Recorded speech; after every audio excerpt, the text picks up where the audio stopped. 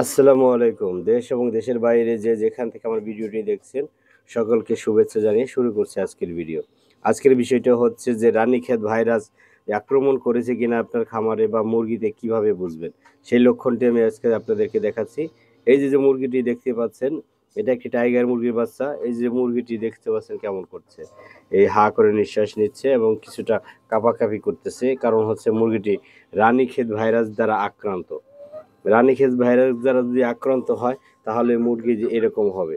এখন যদি আপনার খামারে যদি মুরগি থেকে থাকে অনেকগুলো থেকে থাকে, সেখানে যদি এরকম দেখেন কোনো একটা এভাবে ঝিমাচ্ছে, হা করে নিঃশ্বাস নিচ্ছে, অনেক সময় ঠান্ডা লাগার কারণেও হতে পারে। তবে বেশি যদি রানীক্ষেত ভাইরাস হয় তাহলে কিন্তু এটা মারাত্মক, কারণ ওটা হচ্ছে মানে পুরা খামারের মুরগিগুলোই মারা যেতে পারে। এজন্য সাথে কি করতে হবে? করণীয় কি? যদি রানীক্ষেত ভাইরাসে আক্রান্ত হয়ে যায় তাহলে করণীয় হচ্ছে আপনার যে মুরগিটিকে দেখছেন অসুস্থ, সাথে সাথে তাকে অপসারণ করে ফেলুন। ওটাকে ওখান থেকে সরিয়ে ফেলতে হবে। যেহেতু মুরগি ওখানে খাবার খেয়েছে, ওখানে পায়খানা করেছে, তো ওই পায়খানার মধ্যে জীবাণু থাকতে পারে। খাবার খাওয়ার সময় মুখে থেকে লালা পড়তে পারে। সেই খাবার যদি আরেক মুরগি ঠোক দিয়ে তার মুখে যায় তাহলে ওই মুরগিটাও মানে আক্রান্ত হতে পারে। এজন্য চেষ্টা করতে হবে যেটা আক্রান্ত মুরগি তাকে ওখান থেকে সরিয়ে ফেলার জন্য।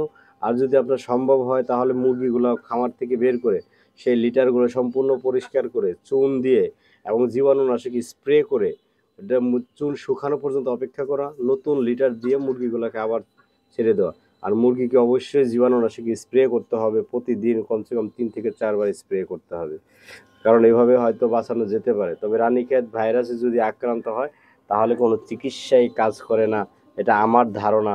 এবং আমি এটা দেখেছি, কোনো চিকিৎসা কাজ করে না, তার আগেই মুরগি মারা যায়। এখন দেখেন একটা মুরগির যদি আপনি চিকিৎসা দিতে চান, মিনিমাম একটা ওষুধের একটা সময় লাগে কাজ করতে।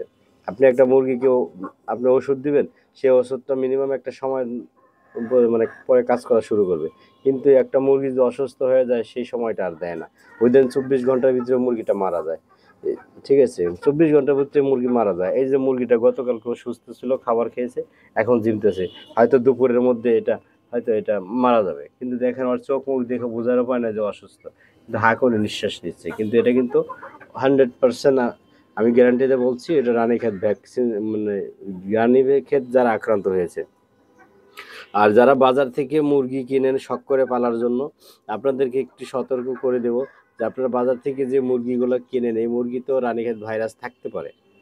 যদি রানীক্ষেত মানে ভাইরাস থেকে থাকে, আপনি যতই মুরগি কিনেন, আমি 100 পিস কিনে আনলে আপনার 100 পিসই মারা যাবে, এক পিসও বাঁচাইতে পারবেন না। এজন্য বাজার থেকে মুরগি না কিনে অবশ্যই চেষ্টা করবেন খামারির কাছ থেকে কেনার জন্য। খামারি ভ্যাকসিন করে রাখে এবং সুস্থ সবল বাচ্চা দেয়, এবং তাদের সাথে যোগাযোগ করে অবশ্যই নেবেন। হয়তো আপনার একটু খরচ বেশি পড়লো, আপনি যদি শখ করে পালবেন, শখের তোলা 80 টাকা। এজন্য ওই টাকার যদি হিসাব করেন তাহলে হবে না। আর যদি খামারি হন তাহলে তো অবশ্যই খামারির কাছ থেকে কিনবেন, বাজার থেকে কিনবেন না, আমি এটা অনুরোধ করব। কারণ বাজারের মুরগিগুলো 100-র মধ্যে মনে করেন যে 99% মুরগি অসুস্থ হয়ে যায়, কারণ এগুলো বেশিরভাগ সুস্থ থাকে না। আর যদি আপনি কিনতে চান তাহলে জিরো বাচ্চা কিনতে পারেন, 1-2 দিন বয়স, 1 দিন বয়স বা 2 দিন বয়স, এগুলো বাজারে অনেক সময় কিনতে পাওয়া যায়। এই বাচ্চাগুলো কিনতে পারেন, এগুলো আপনি হয়তো একটু যত্ন বেশি করতে হবে, তাহলে এগুলো বাঁচাইতে পারেন। কিন্তু বড় মুরগি কিনবেন না, একটু বড়, যেটা 15 দিন, 20 দিন, 1 মাস বয়স, এগুলো আপনার যারা এই নতুন শখ করে পালতে চান মাংস খাওয়ার জন্য বা ডিমের জন্য বা দেখতে সুন্দর লাগে এর জন্য, তাহলে আপনারা বলবো যে বাজার থেকে কিনবেন না। বাজার থেকে কিনলে আপনি লস করবেন।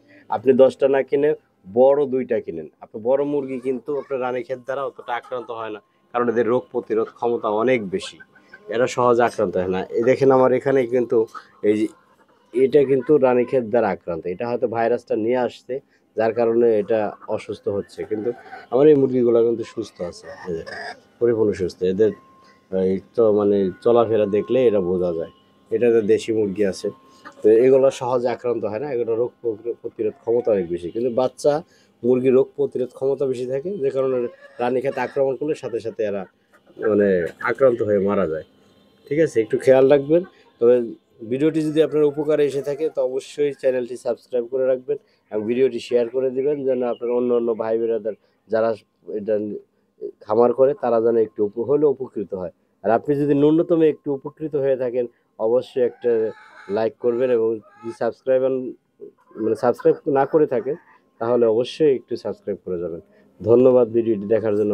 আসসালামু আলাইকুম ওয়া রাহমাতুল্লাহি ওয়া বারাকাতুহু।